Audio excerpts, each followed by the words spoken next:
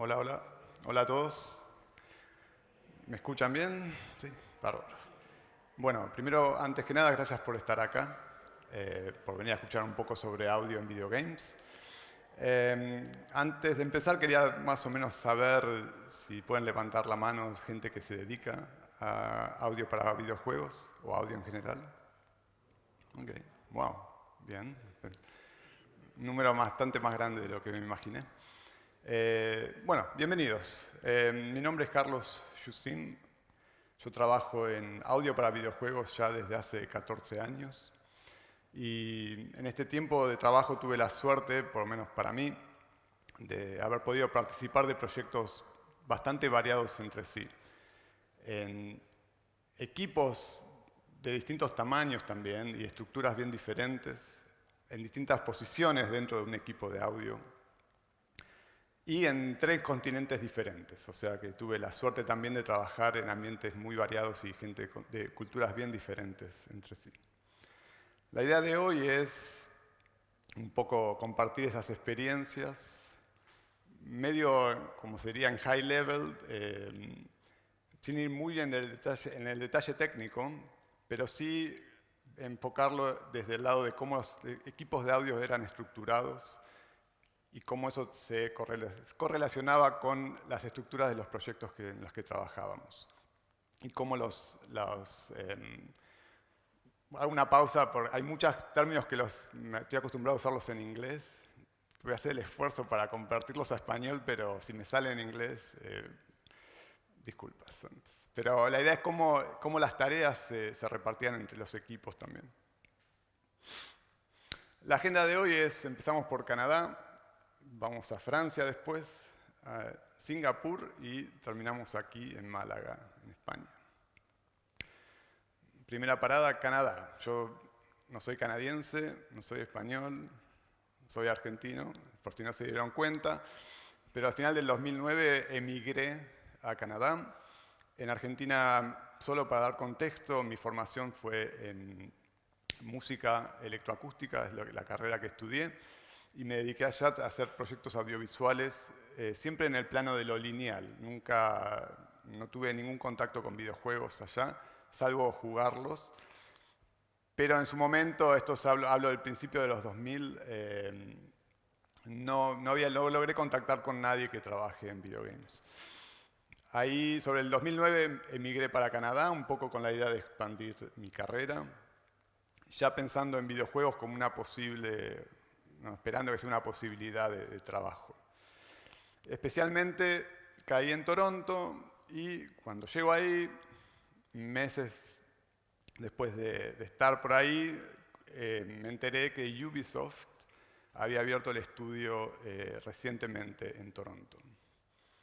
Y justo un año después de que aterricé en Toronto, estaba empezando en Ubisoft como diseñador de sonido, sin tener experiencia previa en videojuegos en absoluto.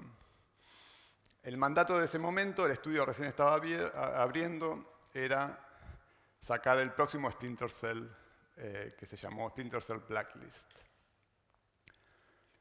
Para darles un poco datos en general del proyecto, para tener en cuenta para después, Splinter Cell Blacklist fue el primer proyecto que Ubisoft Toronto sacó como el estudio lead. En Ubisoft, en general, lo que se hace es los proyectos tienen un estudio, que es el estudio lead, la cabeza del proyecto, y después colabora con otros proyectos que hacen secciones colabora con otros estudios que se dedican a trabajar en secciones específicas de esos proyectos. Si no jugaron y no conocen lo que es Splinter Cell, es un juego de sigilo y acción-aventura. La parte principal del juego era single player, pero tenía un componente de multiplayer también. Es en tercera persona, lineal, en sentido de que había una historia que había que progresar. Y en el pico de producción del proyecto éramos 350 personas en 3 estudios diferentes. No era muy indie que digamos, pero...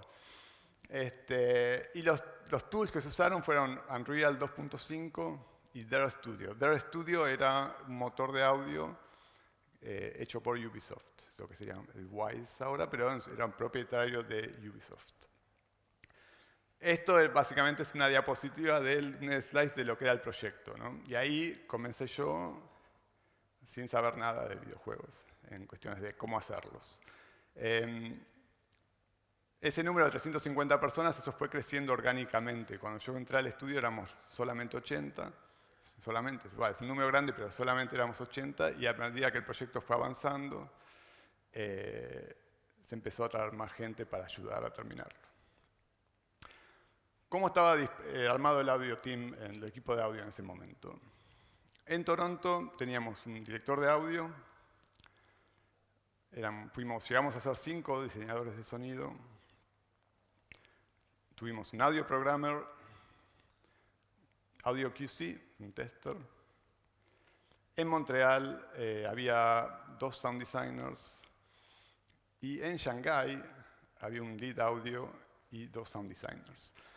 Para repasar un poco, un director de audio dentro de sus responsabilidades, la mayor es la persona que es como dueña, entre comillas, de la visión creativa del audio de ese proyecto. Pero también es la persona que básicamente es responsable de que cuando el juego tenga que ser ship, el juego suene, ¿no? Y donde todos los departamentos, las otras disciplinas, directores de las otras disciplinas, van a ir al director de audio para hacer pedidos, para quejarse a veces. Entonces es la cara del equipo, ¿no?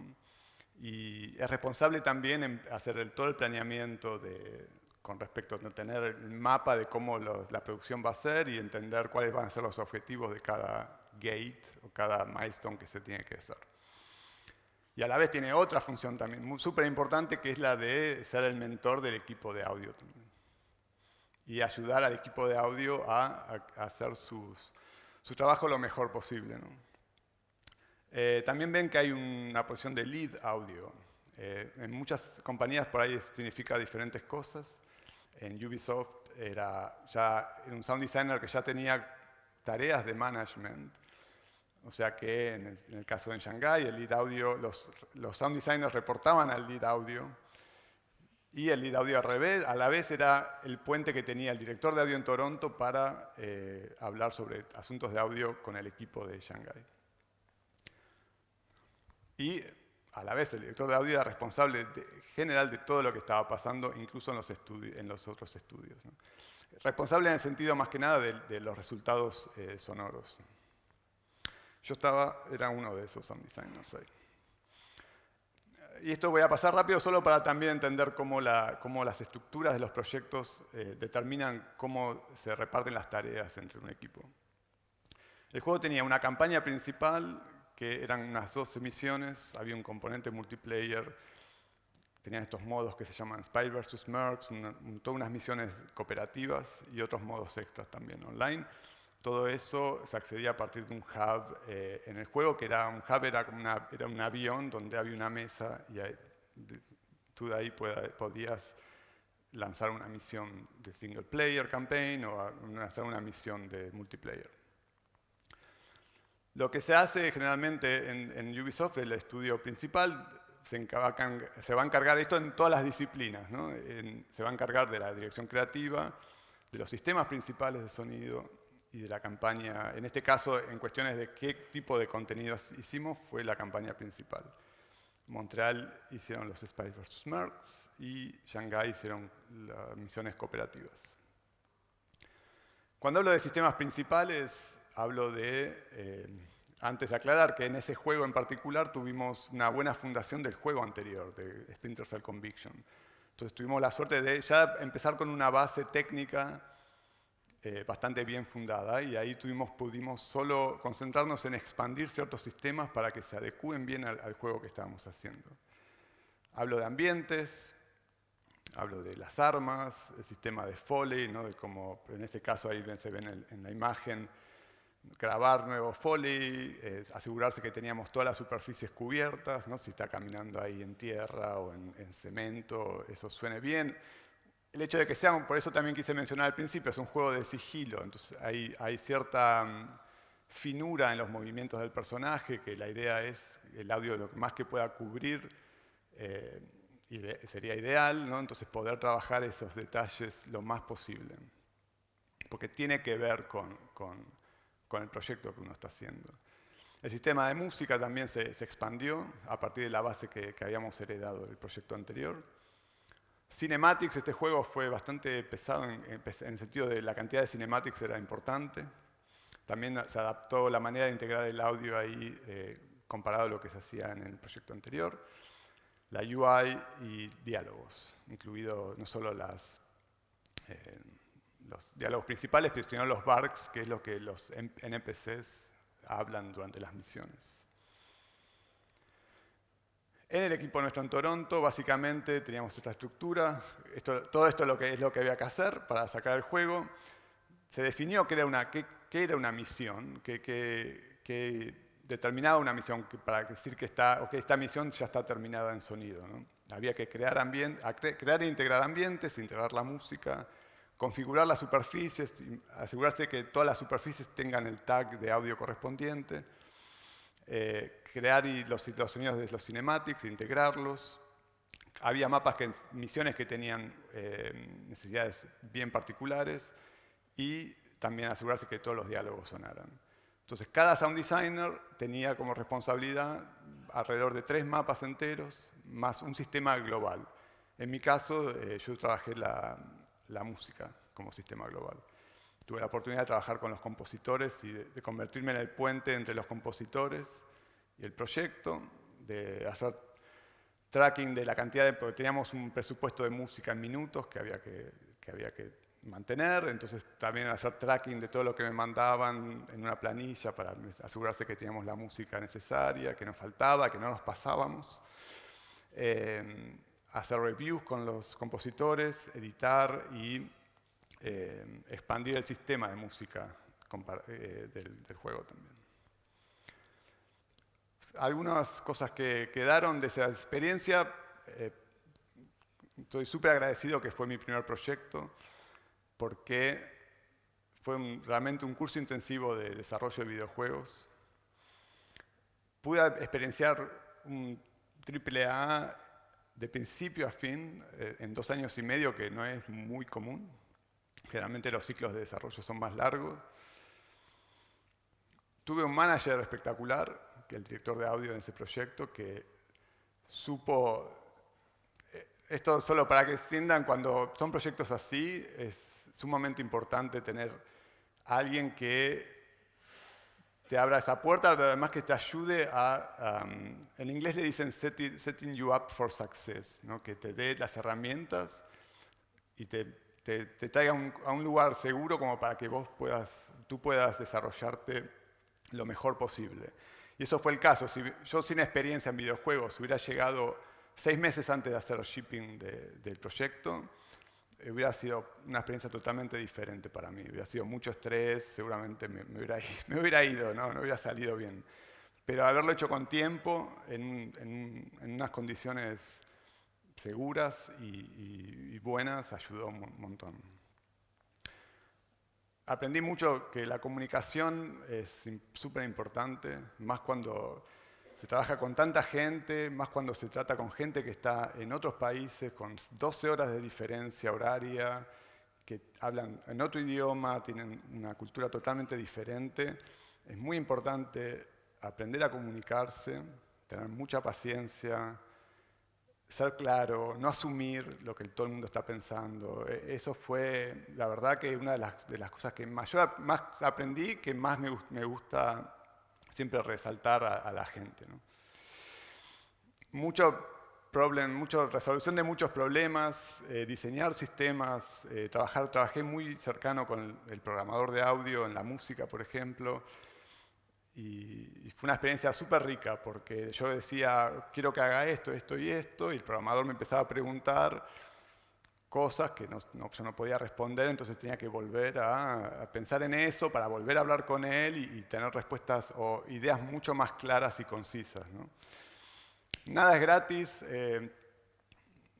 cada sonido que uno pone tiene un costo, o sea, mínimo, entonces también aprender a evaluar esos costos Y también en cuestiones de diseñar un sistema, es bueno tratar de pensar en eso también, los costos-beneficios de ese sistema. ¿Qué se puede optimizar? ¿Qué se puede simplificar? Por ahí el resultado al final es lo mismo y funciona mejor al final. Y una importante también, nunca atarse a lo que uno hace. Uno pone todo el amor para hacer un sonido y por ahí no funciona y está todo bien. No hay que tomárselo personal, hay que hacer otro nuevo y ya está, es fácil. Una vez que terminamos con Splinter Cell, el estudio creció. Estaba todo el estudio de Toronto trabajando en Splinter Cell, ahí crecimos. Más gente entró, el estudio se dividió y empezamos a colaborar ahora con otros estudios de Ubisoft. Y ahí empecé en Far Cry 4. Ahora, Far Cry 4 fue un proyecto hecho por Montreal. Ya era diferente, ya no era tercera persona, era un first person shooter. Para mí ya era algo nuevo. Single player, multiplayer, eso similar a Splinter Cell. Primera persona, bueno, de nuevo, diferente. Mundo abierto también, ya yo venía en Splinter Cell, cada nivel, cada misión era un mapa, un archivo básicamente individual. Cualquier cosa que se rompía en un mapa no influía nada en la otra misión. Y los ambientes, por ejemplo, era que había que ir y poner las zonas a mano. No había ambientes dinámicos, era de noche todo el tiempo. Y demás. Ahora este juego ya no es así, ya es un solo mapa enorme. Los ambientes son dinámicos, hay día y noche. Pasan muchas otras cosas, hay muchos sistemas dando vueltas. Y ya eso era diferente, era nuevo para mí. Nunca había hecho algo de ese estilo. Y un proyecto mucho más grande, o sea, 750 personas en el pico de producción en 5 estudios diferentes. Y otra herramienta nueva que era Dunia, que es el motor que se utiliza. Y seguíamos con ese Dare Studio. Acá el audio team era en Montreal, había un audio director, había un asistente de audio director. En su momento lo que recuerdo era que el asistente audio director se encargaba más de la parte técnica, de mantener el proyecto de audio en Dare, de la mezcla y todo lo que tenga que ver con eso. Y el director de audio estaba más enfocado en la parte creativa del proyecto. Ya había como 6 sound designers, audio programmers, ya tenían, es un lujo, más de uno. Testers, ya acá en este proyecto había un music designer, ya había alguien solo encargado de diseñar sistema de música, implementarlo, ¿no? En el juego anterior, en el Splinter Cell, eso lo hice yo, más 3 mapas más que había que hacer. Y en este proyecto ya tenían voice designers, gente que solo se encarga de mantener la base de datos de diálogos, ayudar con los sistemas de cómo los diálogos van a funcionar, los bugs y las sesiones de grabación, ya todo el foco era en las voces. Y en Splinter Cell nosotros hicimos esa parte también. En Toronto había un lead audio y un sound designer, que era yo en ese momento. Pero ¿qué pasa? En el mismo momento que estábamos haciendo Far Cry 4, un equipo en Toronto muy chiquito se empezó a juntar con la misión de crear un IP nuevo, salido del estudio. Y mientras yo estaba haciendo Far Cry 4, estaba así, mirando ese grupo que estaba haciendo prototipos y pequeñas cosas en Unity y demás. Yo seguía en Far Cry 4 así, y un día pedí por favor si me podían pasar a ese equipo. Y por suerte me dijeron que sí. Y de todas las cosas que salieron, de prototipos que se hicieron, me adelanté, solo voy a decir, me olvidé de decir una cosa, todavía faltaba de Far Cry 4, pero si bien la estructura del juego en Far Cry, en Splinter Cell, que cada mapa era había 12 misiones individuales, aquí ya era un solo mapa, donde todo el mundo iba y trabajaba. Y similar a Splinter Cell, en Montreal, como la cabeza del proyecto, se encargaron de la dirección creativa, los sistemas y la campaña principal. Y Toronto hizo Shangri-La. No sé si jugaron el juego, pero Shangri-La es una sección aparte de la historia, pero es todo un mundo súper loco que está muy bueno. Y cuando hablo también de Shangri-La, hablo Toronto como todas las disciplinas, no solo audio. Ahora sí, estoy en el grupo, me uno a este grupo pequeño de gente haciendo prototipos. Lo que salió de eso fue un proyecto que se llamó Starlink Battle for Atlas. Starlink fue un IP totalmente nuevo saliendo del estudio. Era un juego de Toys to Life, o sea, un factor de un juguete y un juego del espacio. Single player, se podían jugar las misiones también en co-op. Tercera persona, mundo abierto. Ya éramos menos, éramos 80. Y usamos Snowdrop y Wise. Snowdrop es un motor también propietario de Ubisoft, donde se hace The Division y el juego, el último de Avatar, varios saliendo del estudio de allá. Aquí el Audio Team, en Toronto había un director de audio que, solo para anécdota, era el lead audio que estaba en Shanghái cuando trabajamos en Splinter Cell. Fue a Toronto y pasó a ser el director de audio. Senior Sound Designer junior, pero que de repente se volvió súper, como si un mago del engine de Snowdrop. Fue fundamental en el proyecto. Un audio tester. Y en un momento, sobre el final, ya teníamos un voice designer, un cinematics sound designer, una persona que solo se encargó de hacer los sonidos de los cinematics, había bastantes en este juego. Y ya más cerca del final vinieron refuerzos también para ayudarnos a sacar el juego a la calle. Y yo ya era ese. La estructura era un juego, se podía jugar en el espacio y después había 7 planetas que se podía ir seamless, se podía entrar sin pantalla de carga, entrar y salir de uno a otro. No tuvimos aquí estudios que nos ayudaron, sé que fuimos solo nosotros haciendo todo. Y aquí, comparado a Splinter Cell, no teníamos mucha base de qué empezar. Sí, usamos algunas cosas que The Division había hecho con Snowdrop, pero los juegos eran muy diferentes entre sí, entonces tuvimos que adaptar mucho. Ahí tuvimos que hacer ambientes, el sistema de ambientes de nuevo, las armas, los enemigos, las naves principalmente, la música también, cinematics, la UI, todo tuvimos que hacer básicamente. ¿Cómo dividimos? También, similar a Splinter Cell, es importante definir qué es cada cosa y qué hay que hacer para que eso esté terminado, ¿no? En este caso, muchos de los sistemas eran globales y no había mucho trabajo manual por hacer por cada planeta. Solo había que crear y configurar los ambientes y cada planeta tenía una fauna diferente, unos animales distintos. Entonces sí teníamos que hacer eso. Pero después todo estuvo hecho para que, siendo un equipo chico, logramos trabajar de una forma que lo que uno hacía tuviera impacto a través de todo el proyecto. Básicamente también, cada sound designer era responsable de 3 planetas, 2 o 3 planetas, más un sistema. Lo bueno también de este sistema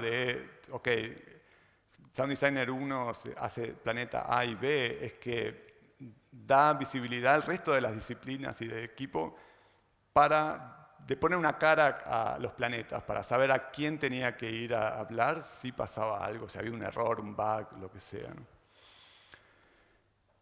En este caso también dice cosas que me gustaban de este proyecto primero. También tuve la suerte de hacerlo del principio a final, del prototipo súper temprano hasta el proyecto final.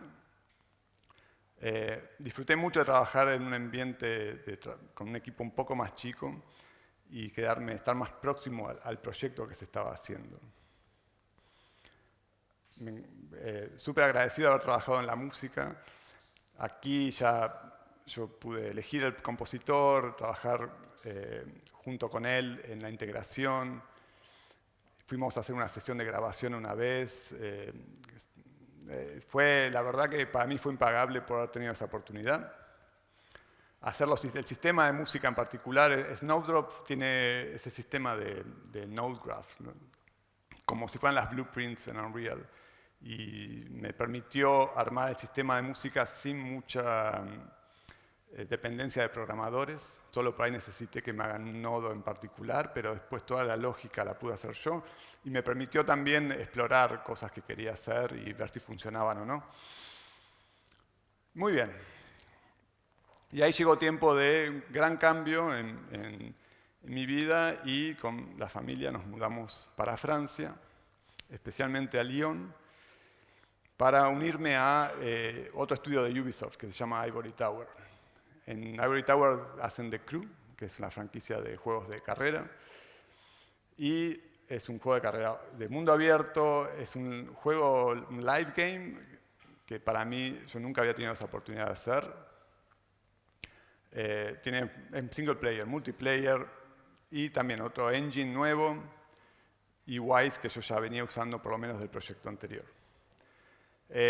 Aquí el audio team también era, dentro de todo, pequeño, un director de audio, un lead audio, 2 sound designers, un audio programmer y audio QC. Y yo ahí me sumé al proyecto como lead audio. Son muchas cosas para hablar de aquí, pero fue una experiencia súper rica en general, porque creo que viene en la planilla después, pero cosas que pude hacer. Para mí era nuevo entrar a un proyecto que ya había salido. O sea, yo llegué 3 meses después que el juego ya había sido hecho ship. Entonces era totalmente, tenía que ponerme en otro lugar de mindset para entender cuál iba a ser mi rol en ese juego, en ese proyecto. Logramos hacer, la idea es hacer updates que salieron a los jugadores. Y logré hacer en particular, habían sacado algo que se llamaba el Summit, que era una competencia semanal, y logramos hacer unos sistemas para los intros de cada uno de los Summits que tengan un color de audio diferente. También si ven ahí, a ver si anda esto, empezaron a introducir lo que se llaman las vanities, entonces había que empezar a crear contenido para estos contenidos cosméticos, ¿no? Había humos, había que hacer humos que suenen como tormenta y que parece fácil pero no era, un montón de cuestiones técnicas que lo hacían bastante difícil. En otro update yo logré cambiar el menú, cómo funcionaba la música en el menú especialmente, y hacerla más dinámica y cambiar a partir de cuando uno iba navegando las distintas pestañas del menú. Era interesante cómo explorar qué se podía cambiar y qué no. No se puede cambiar todo de golpe, ni cambios muy bruscos en un juego que ya está en vivo, pero siempre había una ventana de cosas que se permitía a uno mejorar. Luego, en un momento empezamos a trabajar en la siguiente entrada del juego, que se llama Crew Motorfest. Aquí ya hubo un peso mucho más técnico, donde empezamos a trabajar en sistemas nuevos, hacer los autos, el sistema de cómo los autos estaban integrados, los ambientes, fue algo que yo pude trabajar, de cambiar el tipo de integración comparado al juego anterior, y otros features más. Algunas cosas que me quedaron de esa experiencia fue realmente muy rica. Esto que dije de haberme sumado a un equipo que ya había sacado un juego. Entonces imagínense, encima como manager, un equipo que ya venía funcionando. Entonces mi idea era, bueno, ¿qué puedo hacer yo para tener un impacto en esto, ¿no? Y mucho tenía que ver con rituales, con crear reviews en grupo. ¿Qué podía hacer yo para hacerle la vida a ellos mucho más fácil y mejor? Bueno, no hablaba francés cuando llegué y me fui casi hablando un poquito más por lo menos y entendiendo mucho. Y un juego totalmente diferente también a lo que yo venía acostumbrado, con una comunidad también que estaba formada y no soy muy experto en autos, ¿entiendes? Como diseñador de sonido tenía que ¿cómo se dice? Step up y empezar a aprender un poco más de cómo los autos suenan. La comunidad, los jugadores sabían mucho más de todos los detalles de los tipos de motor. Me costó, pero logré llegar un poco ahí. Pero es algo que no podía obviar, tipo tapar, ¿no? Con la mano. Tenía que ponerme en el juego, hacerlo. Y en general fue una experiencia que fue mucho más centrada en la gente y en mucha parte técnica. Nosotros teníamos uno de los sound designers, era el especialista en los autos. Yo no tenía nada que enseñarle, la verdad que aprendí yo mucho. Entonces mi trabajo realmente fue cómo te puedo ayudar, cómo puedo hacer que tu trabajo sea más fácil. Y como manager eso ese era mi trabajo, y muy diferente a toda mi experiencia en Toronto también. ¿Qué pasa? En un momento estuvo bárbaro, aprendí mucho técnicamente, teníamos un audio programmer genial, trabajé mucho con él, me abrió la cabeza enormemente, pero me empezó a pasar que empecé a extrañar la parte más de contenido, ¿no? Y ahí me fui a Singapur, una ciudad espectacular, y me uní a Riot Games, especialmente en el proyecto de Legends of Runeterra. Y de nuevo, un género de juego totalmente diferente para mí, que era el juego de cartas, otro juego, un live game, multiplayer, Unity, que había usado no mucho antes, y Wise. El audio team aquí tenía una formación diferente, donde había un audio director. El audio director estaba en Los Ángeles, había 4 sound designers allá también trabajando. En Singapur había un lead audio y en Shanghái había 2 sound designers. Y outsourcers, en LA, perdón, se hacía la dirección creativa era ahí, se trabajaba en Realization, ahora les voy a explicar a qué se llamaba eso, y hacían features. Y en Singapur hacíamos Realization. Yo en ese momento ya era el lead audio y parte de mi mandato, mi responsabilidad fue armar el equipo en China. Entonces contraté 2 sound designers allá que también como responsabilidad tenía que hacer mentoring, ¿no? Poder hacer que ellos puedan... era gente que recién estaba empezando en la industria, ya venía con buenos skills de diseño de sonido, pero nuevos en la industria. Y mi trabajo fue, obviamente, ayudarles en lo más que podía, revisar todo el trabajo que hacían, porque yo era básicamente en Singapur, era el punto de contacto con el equipo en Los Ángeles. Y también mucho trabajo de crear estas relaciones con los otros estudios en Riot. Lo que hicimos fue este tipo de trabajos. Realization se llamaba a hacer los level ups, que es ese video esa peliculita que se ve ahí a la derecha, y spells, los hechizos, que es la otra animación que se ve. Y básicamente también, para darles un poco del contexto, trabajamos en sets. Los sets eran una X cantidad de champions. Los champions incluían esos level ups. Cada champion tenía un level up y un grupo de spells. Y cada sound designer estaba encargado de un champion o 2, dependiendo la cantidad de trabajo que había que hacer y el tiempo que teníamos para hacerlo. Estos son algunos de los champions que pude hacer con mi equipo.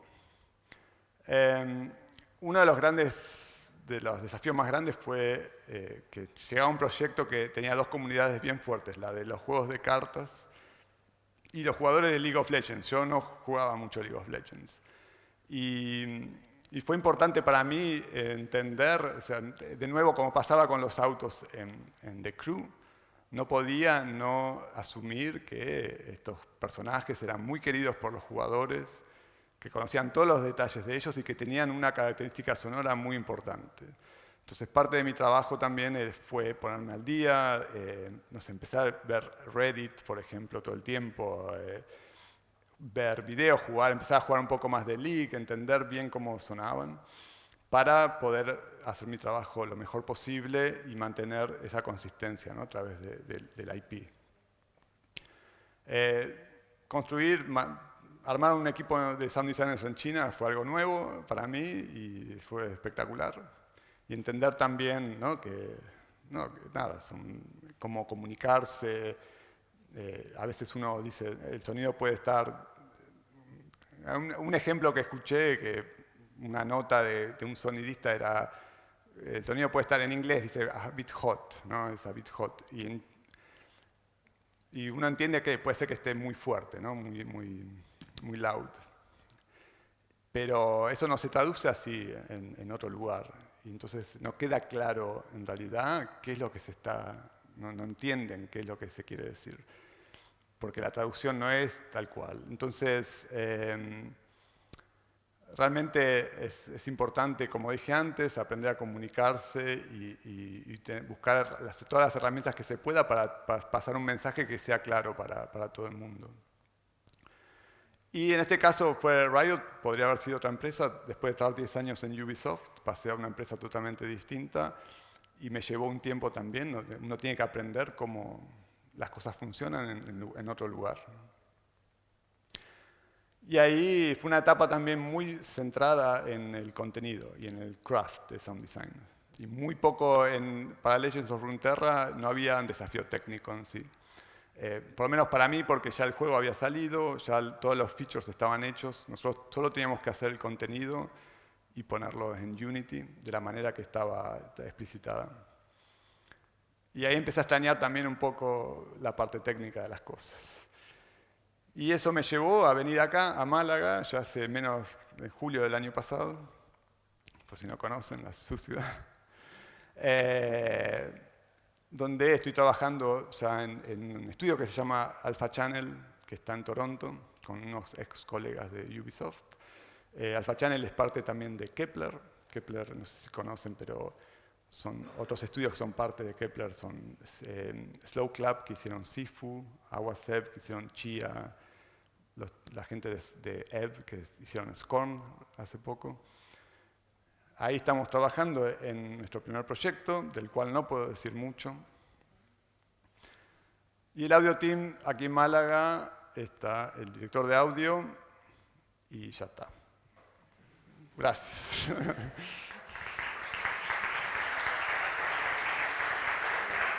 Y me repasé.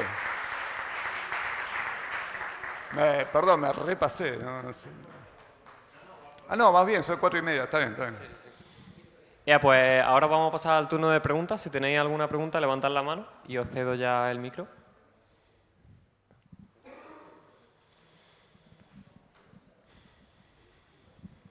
Bueno, como a principio de su carrera, cuando empezó a desarrollar los efectos de sonido, ¿cuál cree que habrá sido el desafío como más grande del proceso? Todos. Todas. Todos porque, no estoy exagerando, por ejemplo, en este momento estoy 14 años después, estoy en un proyecto como director, pero no es que estoy relajado y ya está. No, tengo más responsabilidad, siempre hay algo nuevo que aparece, entonces nunca me sentí relajado, la verdad es esa. Cada nuevo proyecto en el que me unía, si no era por cuestiones de técnicas de sound design, que probablemente no me sentía que lo podía hacer, era entraba como manager, ya tenía responsabilidades de ayudar a gente, tenía gente a cargo que tenía que reportarme a mí. Es todo, no sé. Es parte del disfrute también, pero hay momentos que es un sonido que no me sale, que me pone mal y no me deja dormir, y hay momentos que es un deadline que se está acercando y siento que no lo puedo hacer y después sale. Todo. Perdón que sea tan amplio, pero no hay... Sí, que En cada proyecto siempre hubo algo que me sacó el sueño un poco. Sanamente, pero siempre hay algo. Nunca se termina, ¿no? Gracias. De nada.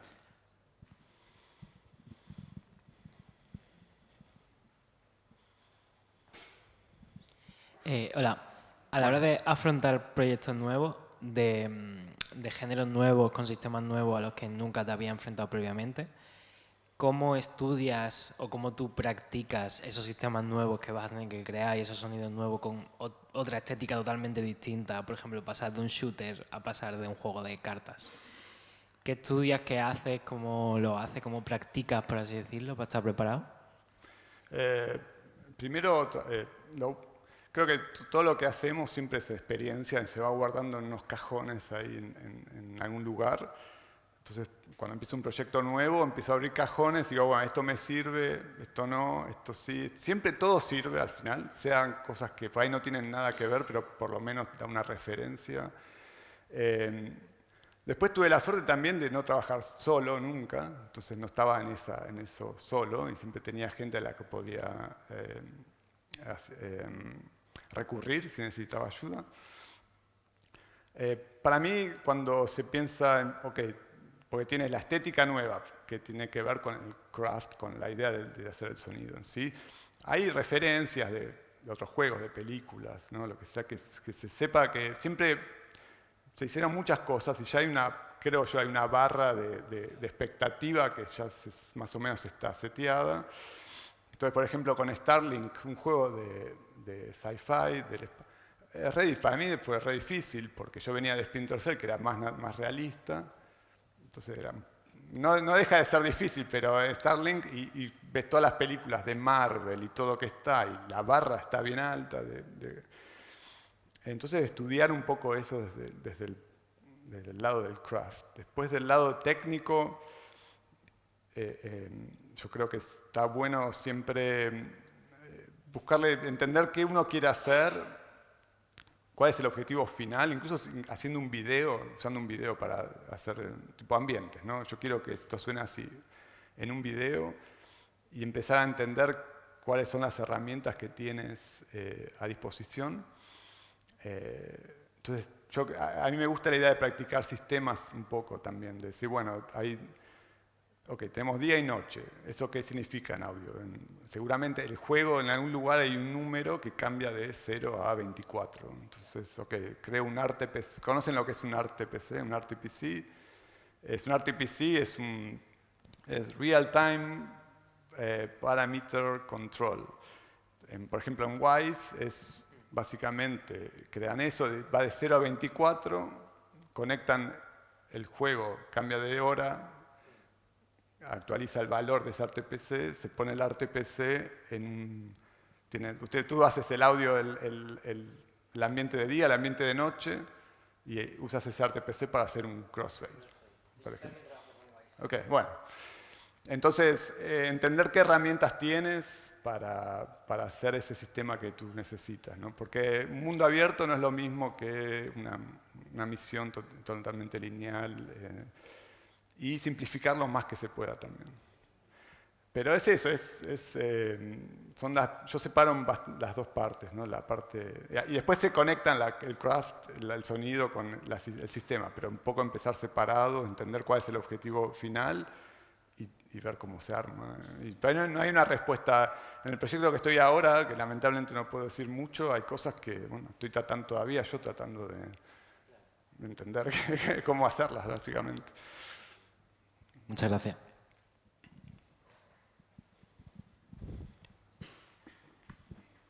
Yo quería preguntar cómo de restrictivo es a la hora de trabajar con fuentes en un proyecto a gran escala como esto, porque desde fuera, yo que no tengo nada que ver con el mundo del sonido directamente, pero que sí he trabajado en proyectos pequeños, es como que el sonido acaba siendo un Frankenstein pues me gusta este sonido de escuchar un capítulo de Los Simpsons, pues lo cojo, o grabo a mi hermano pisando no sé qué, y luego me lo descargo en un banco y me cuesta mucho como imaginarme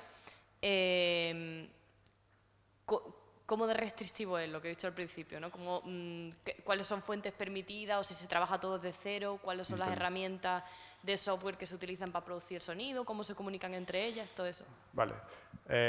Bueno, la función de un director de audio también es parte de evitar que sea un Frankenstein todo el sonido. Entonces también es setear una consistencia, ¿no? Se usa la palabra benchmarks. Entonces, por ejemplo, de nuevo, puede ser un video de 2 minutos donde hay música, ambientes, como para dar una idea de a dónde se va estéticamente.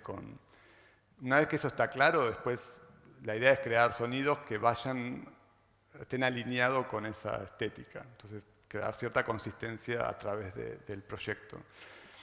Eso por un lado. Después, con respecto a las fuentes, puede ser variado desde grabar uno mismo a comprar licencias de librerías. Hay librerías excelentes que están muy bien grabadas. Generar sonidos por síntesis, por ejemplo, ¿no? Que no sean sonidos reales, sino generados con sintetizador. Lo que no... hay una cuestión legal que no se puede agarrar un capítulo de Los Simpsons y ponerlo. Eso es complicado. Ahí se genera un problema grande si se hace eso. Así que eso no. Pero todo lo que legalmente esté permitido puede ser. Todo puede ser una buena fuente de sonido, seguramente. Sí, eso. De nada. Hola, buenas. Quería preguntar acerca del proceso que tienes cuando te piden un sonido concreto. ¿Qué datos te dan para, yo qué sé, desde creo que han comentado eso, como desde el shooter o el Starlink, por ejemplo, que es un sonido espacial? ¿Cómo te llega a ti esa información? ¿En formato visual?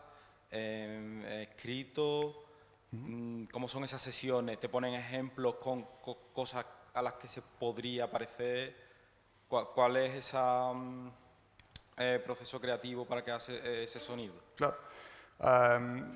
Por ejemplo, en Starlink tuve que hacer los enemigos. Había una... A ver si puedo poner, solo para dar una referencia de...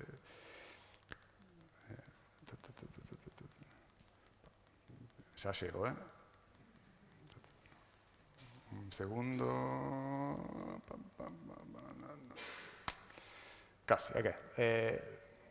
Tuve que hacer ese enemigo, por ejemplo. En principio, ya estábamos bastante avanzados en el proyecto y no... ¿Dónde está? Bastante avanzados en el proyecto y ya más o menos había una idea de qué se esperaba. Y también hay cosas que, por ejemplo, si tú ves eso, ¿no? Y te imaginas el sonido, hay una expectativa que va a estar clara, es algo grande, pisa, va a tener que sonar grande. Entonces, eso medio que ya está asumido que es así. Y después hay mucha iteración. Yo personalmente, bueno, veo, de qué material es, trato de buscar fuentes que transmitan esa idea de material, de mecánica, de metal. En su momento yo quería, con el tema de los pasos, que se escuchen, suenen fuerte, pero se escuche mucho el terreno también. Era importante que, no tanto el metal, sino la tierra, como consecuencia de ese paso. Y ahí a veces también uno busca referencias de otras cosas que se hicieron que son similares, como para entender qué para mí funcionó bien y qué no. Se va armando, el juego en sí se va jugando y por ahí el director creativo está jugando y de repente dice, che, eso suena... Y bueno, hay que hacerlo nuevo. No me pongo a discutir. Yo aprendí otra cosa que aprendí con el sonido. A mí me gusta mucho escuchar primeras reacciones. Le hago mucho caso a las primeras reacciones, específicamente de gente que no hace audio. Y para mí vale más que otra cosa. Entonces, sí, me hizo así. Yo no quería que sea. Entonces, bueno, voy, me siento, lo hago de nuevo. Y ahí empiezo a preguntar, ¿te pareció? ¿Por qué? Porque tal cosa, no suena grande suficiente. Ok, listo. Entonces empiezo a anotar. No pregunto en particular cómo tengo que hacerlo, sino entender qué es lo que se está esperando. Hasta que dice, che, suena bien, listo, a otra cosa. Un poco así. Y Riot era diferente porque tenían todo un proceso ya establecido. Recomiendo ver unos videos en YouTube que hicieron que llaman Frequencies, creo. Y explican mucho en detalle el proceso creativo en Riot del audio, que es súper interesante también. Y de nuevo, cuando entré en Riot ya el IP ya estaba establecido y ya había una expectativa de cómo sonaba cada personaje. En este proyecto era algo nuevo, entonces nosotros podíamos decir que...